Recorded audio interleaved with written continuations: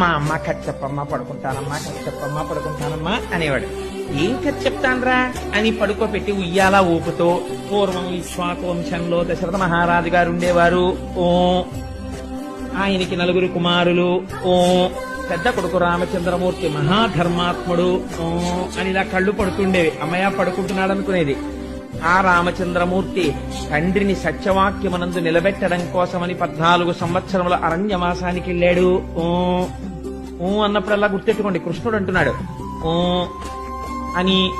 ఆయన అరణ్యవాసానికి వెళ్లిన తర్వాత సీతమ్మ తల్లిని దుర్మార్గుడైన దశకంఠుడైన రావణాసురుడు అపహరించి తీసుకుపోయాడు అనేటప్పటికీ ఆ ఉయ్యాలలో పడుకున్న కృష్ణుడు ఒక్కసారి ఉయ్యాల్లోంచి లేచి లక్ష్మణ ఇలా పట్ట ధనస్సు అన్నట్ట.